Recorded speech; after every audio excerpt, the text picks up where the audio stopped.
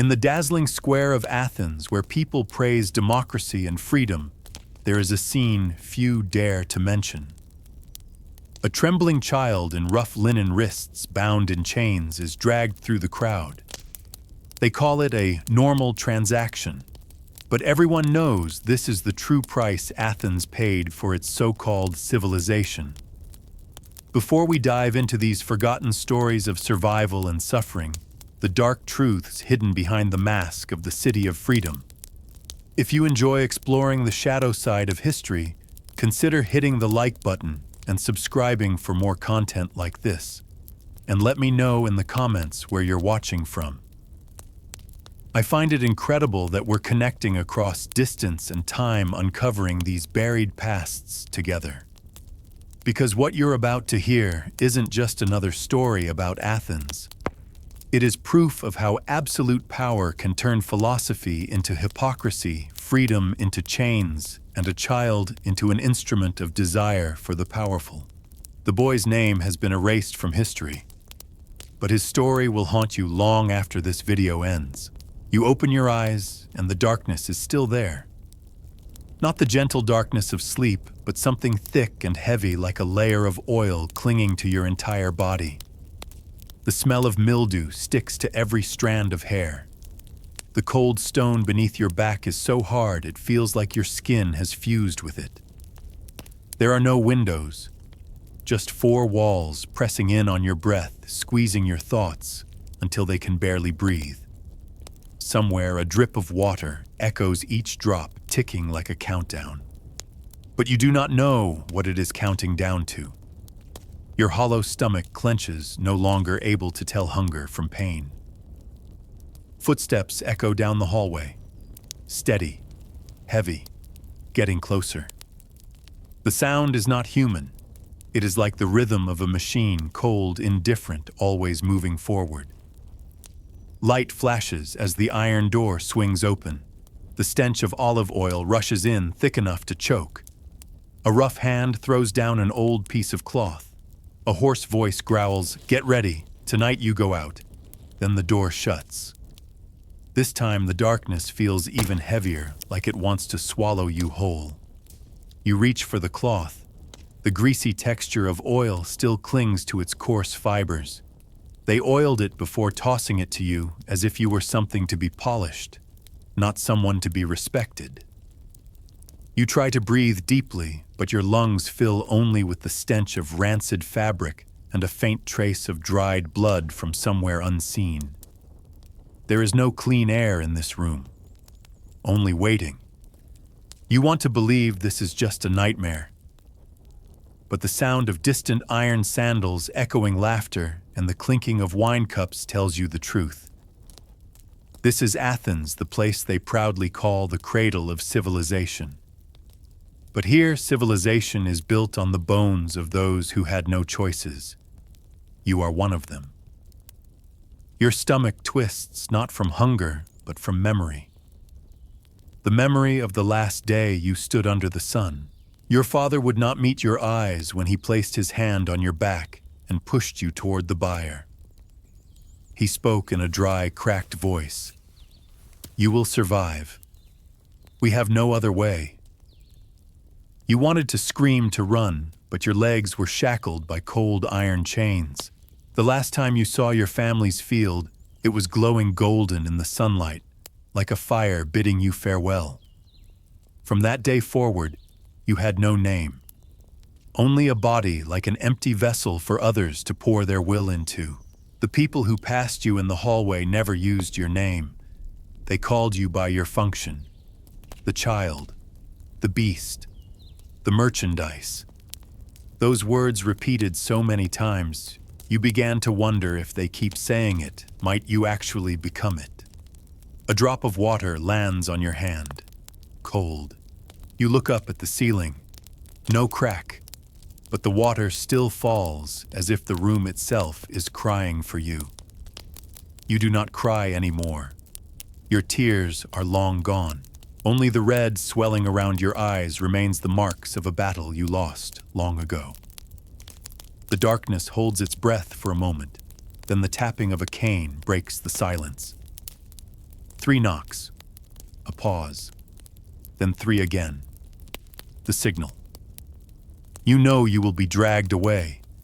You know the hand will grab your arm, pull you into the light. But you do not move. As if by staying still, you could make time stop. The door flies open. The light stabs your eyes like a knife. You squeeze them shut, but they do not let you keep that choice. A heavy hand yanks your hair, pulls you to your feet. Your bare feet hit the freezing stone floor, trembling from being away from the outside world too long. With every step, the chain clinks like cruel laughter. The hallway stretches forever. Echoes of laughter, the faint strum of a lyre, the overpowering smell of grape wine. You are shoved into a grand room, marble columns, flickering firelight dancing on silver mirrors. They are there, seated. Smooth faces, curled, hair-white robes gleaming like angels. They raise their cups, their jeweled hands catching the light, and they look at you the way someone looks at a new toy. No one speaks of justice, democracy, or virtue here. Those beautiful words are for the sunlit square outside. In this room, only the naked truth remains. You are no longer you. You are a distorted mirror reflecting the lies of their civilization. The fire burns. Shadows stretch across the walls. For a moment you catch your reflection, head-bowed hands, shaking legs curled in. A creature, half human, half object. And the thought slips in, maybe that shadow is the real you, and this body is just a borrowed skin. You swallow hard throat, dry as sand. Laughter, music, wine pouring into cups. Every sound hits your bones like a hammer. You want to scream to prove you are still alive. But your lips do not move. Your voice is locked inside your chest like a bird beating its wings in a cage. A hand touches your shoulder, gentle but ice cold. A man's voice whispers close to your ear. Tonight you will be the mirror for us. You do not understand. But the laughter that follows makes your heart skip a beat. You understand now every gaze, every movement, every laugh will pass through you. You are no longer the character. You are the stage, and your audience will never applaud just because you survive. Have you ever wondered if one day you woke up in a room with no windows, where darkness is your home and your body is merchandise? Would you choose to live or rather die to keep the last piece of your soul? The sun blazes down on Athens like a burning blade. The white stones of the square reflect the blinding light, making you squint, but not to block the sun. You squint to shield yourself from the shame, because your body is nearly bare, dragged out before a crowd like an animal about to be weighed and sold. The air is thick with shouting. Sellers yell out the names of slaves, their ages, origins, and skills. A few children are shoved forward, thin chains still wrapped around their wrists, eyes wide and wet with tears, unable to grasp what they are seeing. A middle-aged man is forced to flex his arms so buyers can judge his muscle. A woman is told to open her mouth so her teeth can be inspected. And you are spun around, prodded, pinched, tested like merchandise on display. A rough hand grabs your chin and lifts it.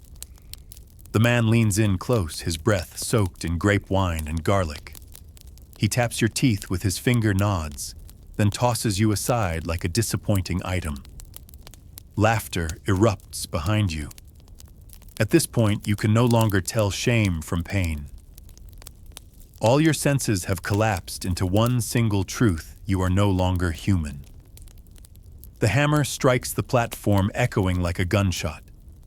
A name, a price, and someone's fate is sealed. People cheer as the bids climb like it is a game. Some clap, others groan in regret when they lose out. The slave market in Athens is like a trading floor, but instead of stocks, it is flesh, blood, and souls. You glance around. The faces of the buyers are not all rough or cruel. Some wear clean white robes with well-trimmed beards and sharp, intelligent eyes. Philosophers, politicians, artists. They speak of justice in the sunlit agora, but here they haggle over bodies as if bartering for a piece of pottery. And when they place their hand on your shoulder, they do not tremble. They believe it is their rightful power.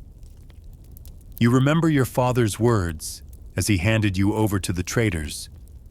You will survive. But standing here under these calculating eyes, you ask yourself, what is survival worth, if living means being nothing more than a price tag? A drop of sweat runs from your temple down to your chin. You look at the ground where hundreds of footprints overlap like the ghosts of those who once stood in this very spot. How many were sold before you taken away, vanished? And among the applauding crowd, how many still believe themselves to be civilized? A loud laugh snaps your head up. On the high platform, a slave dealer waves you forward. He shouts out your age, your origin, and the value of your body. His voice echoes through the square, turning you into a number, a gamble. Eyes pierce through you, sharp as blades slicing across skin. A man in a fine robe raises his hand. Another counters. The bidding intensifies. Each call, each hammer strike slams into your chest. No one asks what you want. No one cares who you are. All they see is potential, how useful you might be, how well you might please them. A trembling boy beside you reaches for your hand, his bony fingers ice cold. You try to squeeze back, but your arm is yanked away. The boy is pulled off his sobs, swallowed by the crowd. And you understand, in this place, separation comes without warning. You do not have the right to hold on to anything, not even a small hand. You close your eyes. For a moment, you hear the sound of a modern supermarket scanner, the familiar beep-beep of a product being checked out. A strange chill runs through you. It feels like you are not just in Athens, but also in today's world, where people are measured in numbers, in data, in scans. In Athens, bodies are sold. Today, maybe it is souls. The final hammer strikes. Sold, the dealer shouts. The crowd claps. And you no longer belong to yourself. A hand grabs your chain and pulls you toward the steps. The crowd parts, the noise begins to fade. But in your head, the sounds echo on the hammer, the shouting, the laughter. They all merge into one strange melody, writing the sentence for the rest of your life. You step down the stone stairs, your bare feet pressing into the scorching dust. Ahead, a marble house awaits where the light will be brighter, but the darkness inside is deeper than the room with no windows. And you wonder, could it be that the greatest civilization was nothing more than a grand marketplace where everything, even people, had a price? The cold marble steps stretch out before you.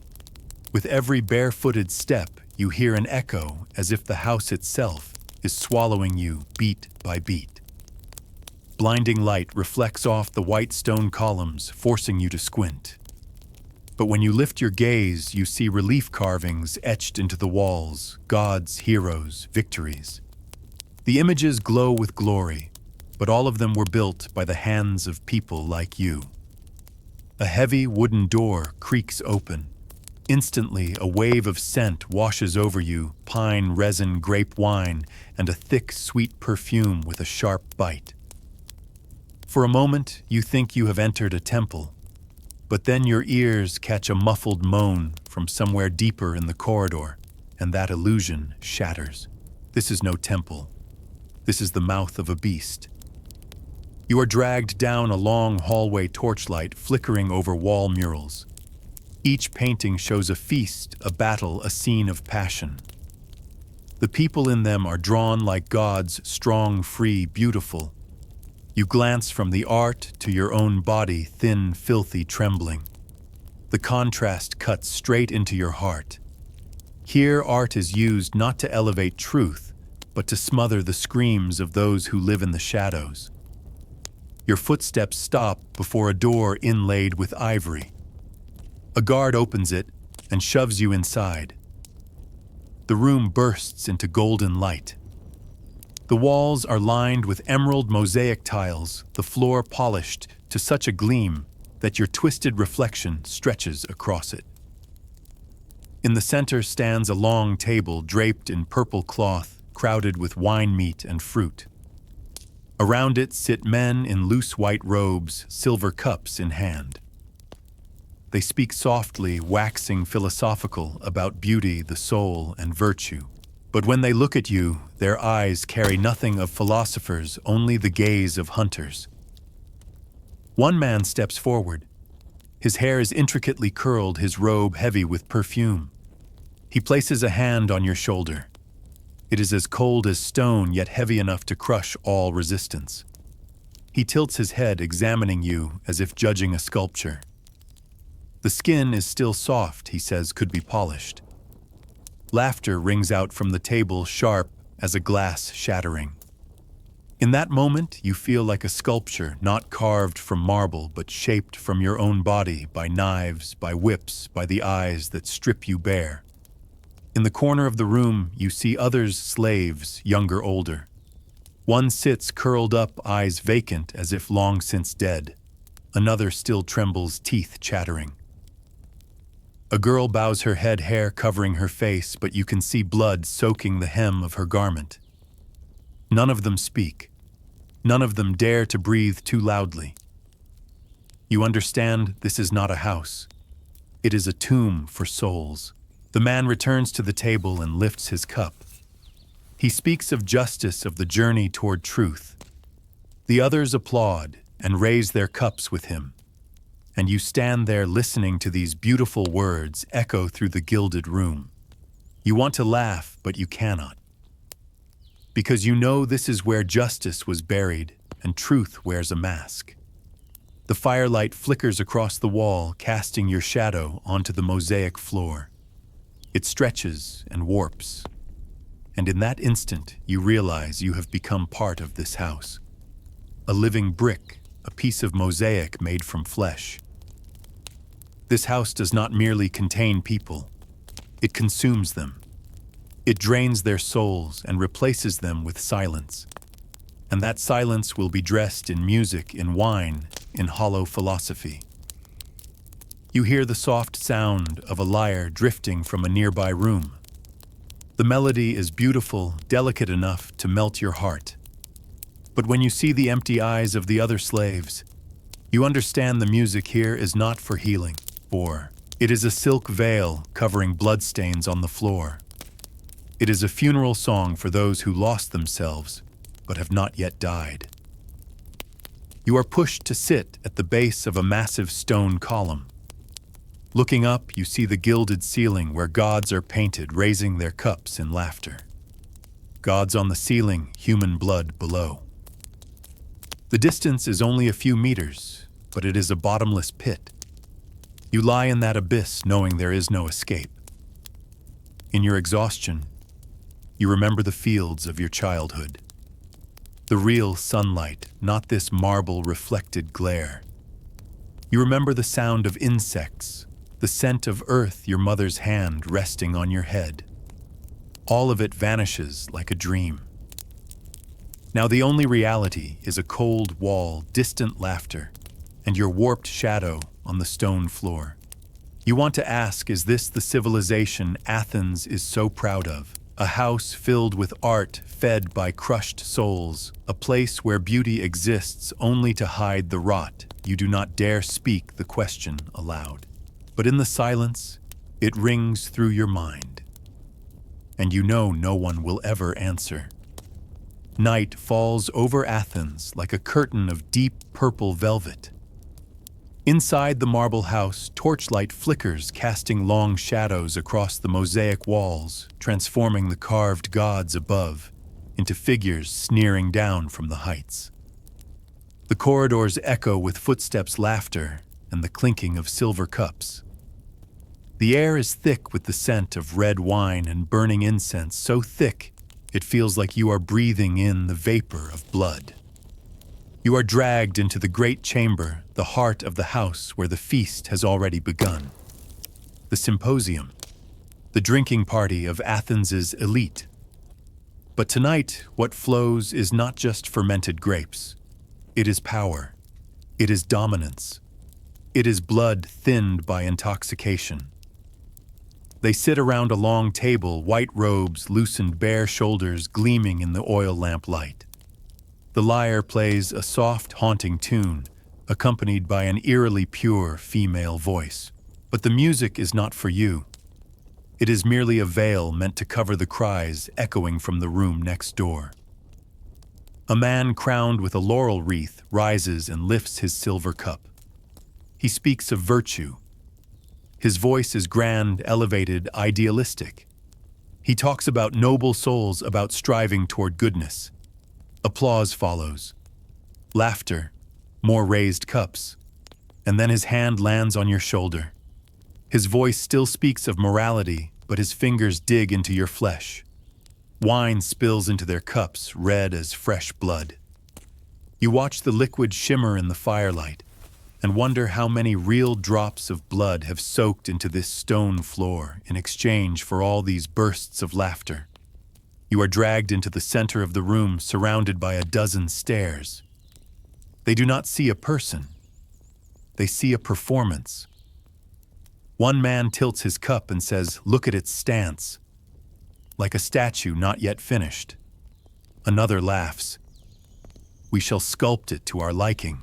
The words crash against your skull, cold as a sharpening stone. You tremble, but you do not dare cry. Because here, tears are not seen as pain, they are seen as seasoning to make the party more flavorful. A girl is dragged in from the hallway. Her hair is tangled, the thin cloth clinging to her body. She is forced to sit in the center. Wine is poured over her head, dripping down her cheeks, down her neck. Laughter erupts, bouncing off the walls. You turn away, but a hand grabs your hair and yanks your face forward. "You must learn," a man says. "Learn obedience. Learn silence." That is the first philosophy. You hear her breath hitch, then go silent. Music resumes as if nothing happened. The lyre covers everything. But in your mind, only one sound remains, the sound of her choked sob, blending with the rush of wine like blood. The room spins deeper into intoxication. The ones at the table speak of art, of ideals, of justice. But every time a hand reaches out, a trembling body is taken. The symposium where they claim to seek truth. But the only truth you see is this: humans can use the most beautiful words to justify the most brutal acts. The torchlight dances, reflecting off the mosaic floor. You see your shadow, twisted, warped, surrounded by taller shadows, laughing, toasting. You are the only one not smiling, and for a moment you wonder maybe your silence is part of the performance too. They need you to feel powerful. They need your fear to feel alive. A drunk man stumbles toward you, lifts your chin. His breath reeks of wine and opium.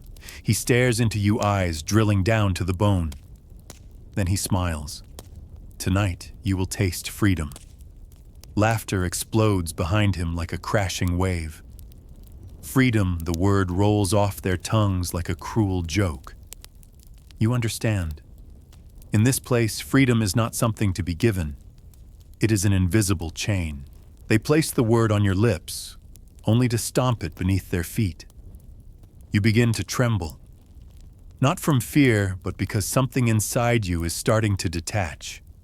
As if your soul is stepping away from your body, watching from a distance. You see yourself bare, standing in a golden-lit room surrounded by laughter. You see your identity melting, dissolving into their cups, into the music, vanishing beneath their hollow philosophies. The music swells. The wine ripples red. The laughter grows. And in the center of it all, you realize death is not when the blood stops flowing. It is when you are still breathing, but inside there is only emptiness. You look into the wine glass, its surface shimmering like fire. And you wonder somewhere else in another place, are there people also raising their cups to justice while still gripping a trembling body? Morning in Athens is crystal clear. Sunlight pours across the marble courtyard, making the stone columns shimmer like gold. Birds sing from the red-tiled rooftops. For a free person, this would be the image of peace. But for you, the sunlight is nothing but a blade slicing into your eyes, a light that never reaches inside you. You have learned how to walk without making a sound. Learned how to bow your head just low enough not to challenge, just high enough not to seem lazy. Learned how to breathe slowly, to bury every feeling. And most importantly, you have learned how to stop thinking about the word I. Because every time a memory rises afield, your parents, the wind of home, a hand will strike your face to remind you that person is gone. Over time, you stopped resisting the memories. You began replacing them with fragments handed to you by the marble house. They gave you a new name, not the one your parents chose, but one tied to your function. And you responded. At first, your lips trembled, your throat clenched. But after hundreds of times, it came out easily, as if the old name never existed. You look into a polished bronze mirror and see a stranger. They made you grow your hair long curled in the style of a goddess. They painted your lips with red made from crushed stones. You stare at the reflection and do not recognize yourself. For a moment, it feels like you are looking at a copy, a puppet they have crafted. And you are standing behind that skin, silent, trapped. At night, when the torches flicker, you hear the footsteps of other slaves in the hallway. Slow, dragging footsteps, just like yours. For a brief second, you think we are all copies, each of us a replica of the ideal Athenian they are trying to create. No roots, no originals, only edited versions forced into roles. One evening, they bring you before an audience. You must stand still, dressed in a long white robe, hair-curled, skin scented. They tell you to smile. You do.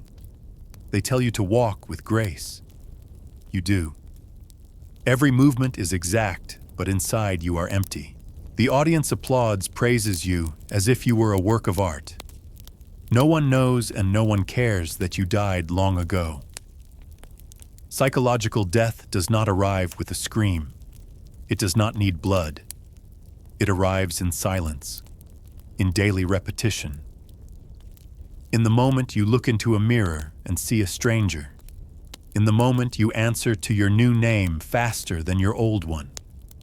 It arrives when you begin to forget the sound of your own voice.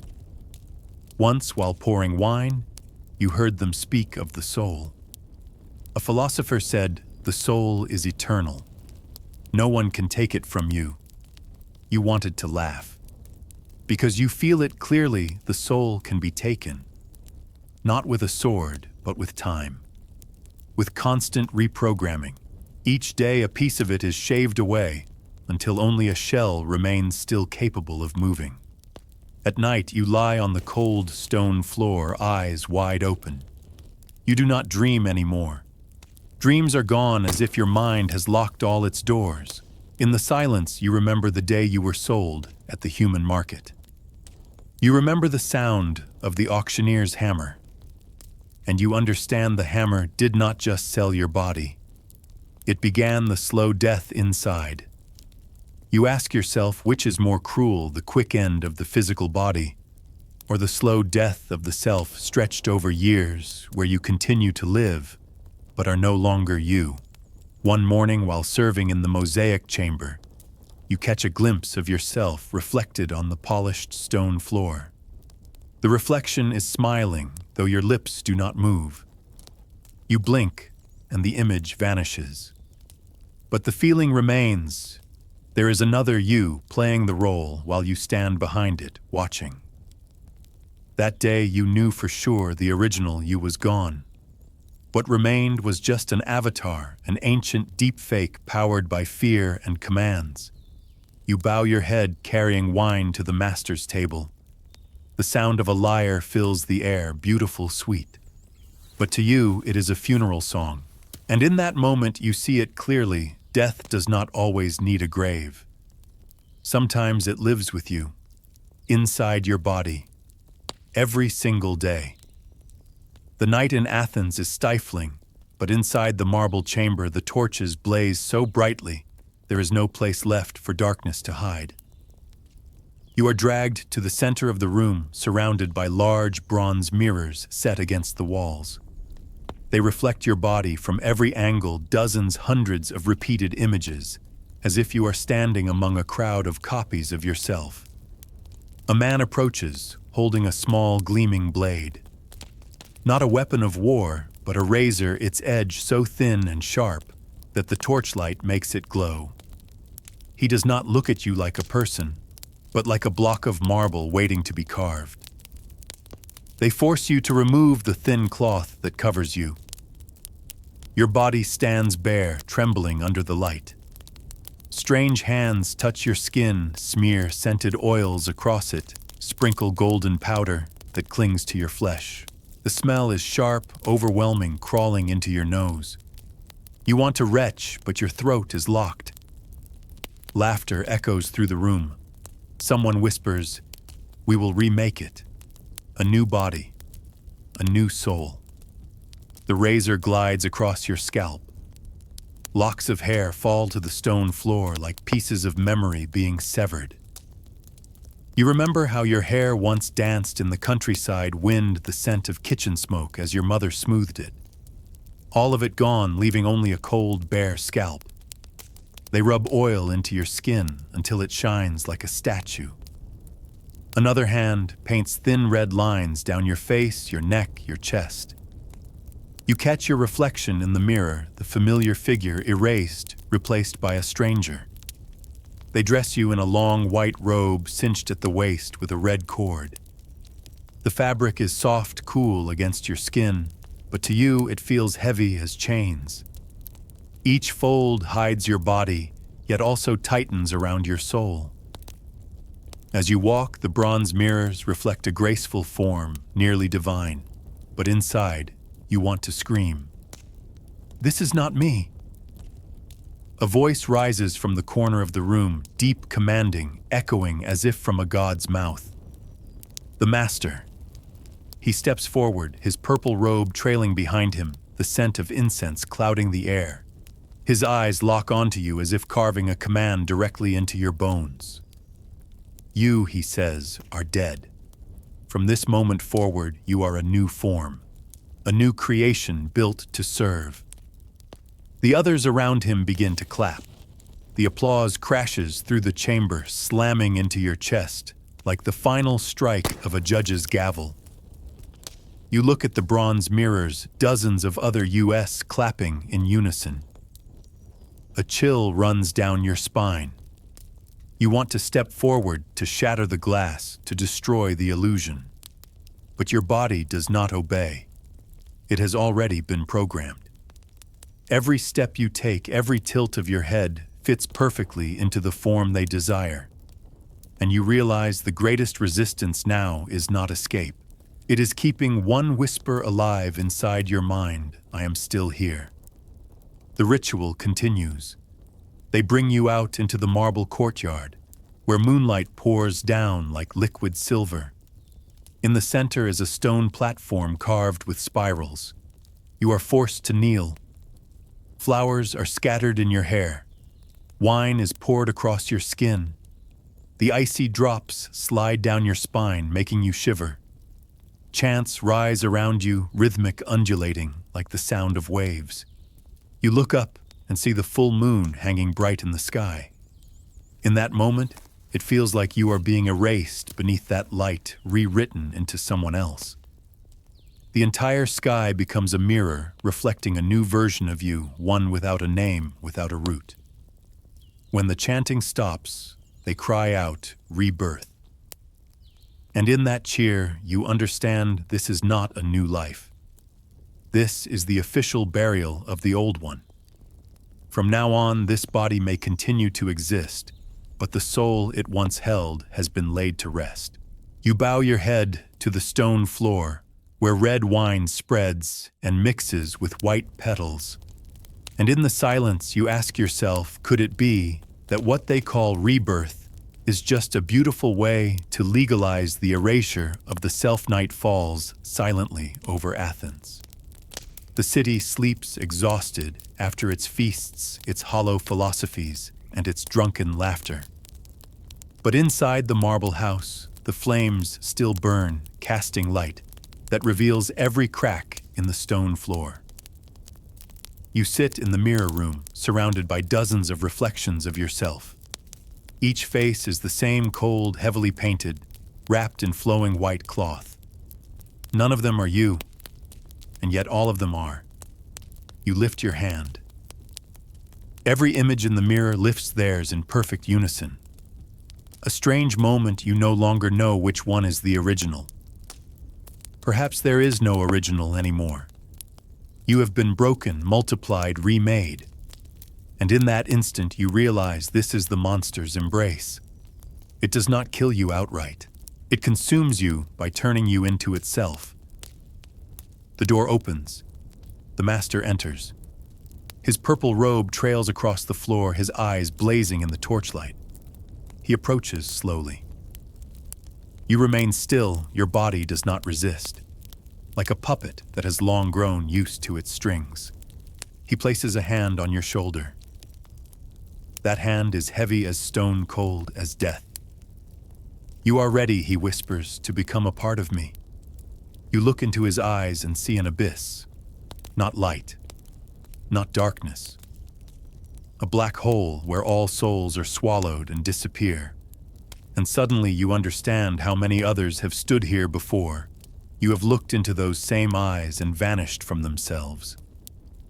He pulls you into his arms. It is not the embrace of love. It is the embrace of power. Tight, crushing, erasing. You can hear your own heartbeat pounding in your ears, but layered beneath it is his heartbeat too. The two rhythms merge indistinguishable. You feel your identity melting, dissolving into his body like a drop of water into the sea. In that moment, you are no longer you. You are something new, half yourself, half him, half monster. And you understand this is the monster's final goal, not only to control, but to assimilate. Music rises from the room beyond. The sound of a lyre, soft and haunting, beautiful enough to make someone cry.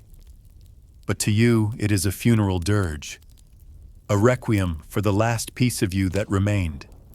You stand still in that crushing embrace, listening to the music carry you into your true death. In your mind, memories surge. The field, your mother's laughter, the cool wind on a grassy hill. But the memories begin to blur like photographs smeared with water. You try to hold on, but they slip through your fingers, vanish.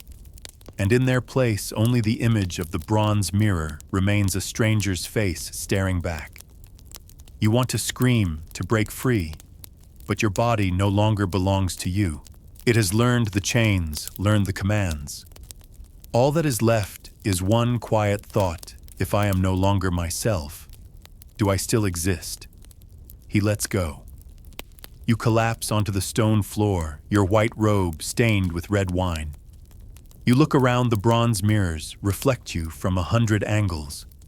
Every reflection grins, even though your lips remain sealed. You feel betrayed by your own image. In the distance, cheers echo through the night. Athens is still feasting, still philosophizing, still praising freedom. But in this room, freedom is the most twisted word of all. It has become a knife, a chain, a ritual. You lie there knowing you have died not by blood, but by complete assimilation. And one final question rings through your mind, as clear as a bell. If the monster does not kill you, but turns you into itself, how is that different from death?